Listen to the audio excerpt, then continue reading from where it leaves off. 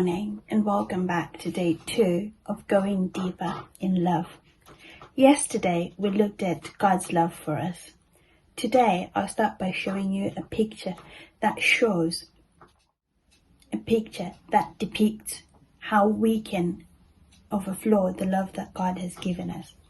1 John 4 verse 11 reads, "Dear friends, since God has loved us so much, we surely ought to love one another." Verse 19 then goes on to say, "For we love because He's first loved us." Now you know the source, the tap of the love, and you're filled, and I hope you're overflowing. So it is time to pour to others. Let's go back to the book of Acts chapter 9. In verse 19 it says, "And immediately he began preaching."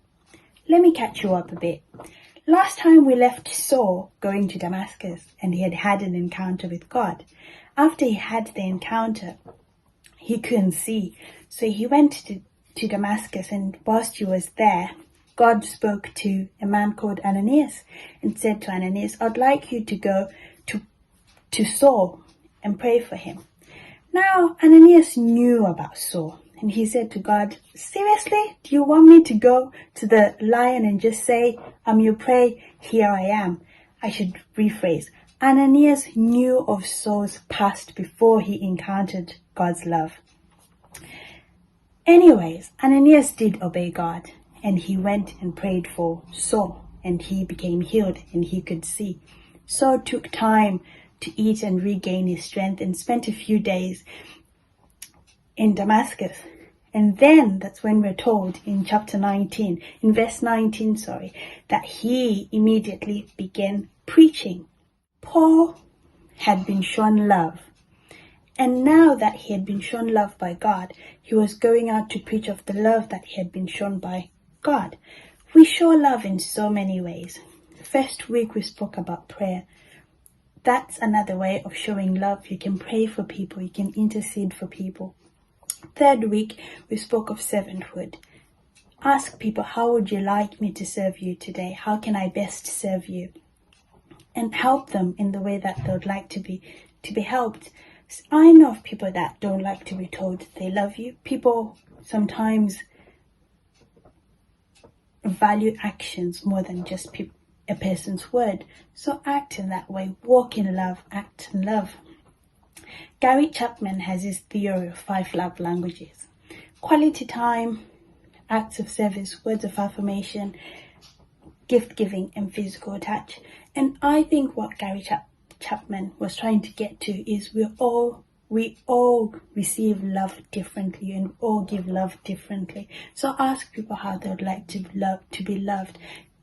It's all because of how we grew up and our experiences that we receive it and give it differently. Now, like Ananias, you might find yourself in a situation where it is very hard, or it feels very hard to love someone. Return back to God and return back to love.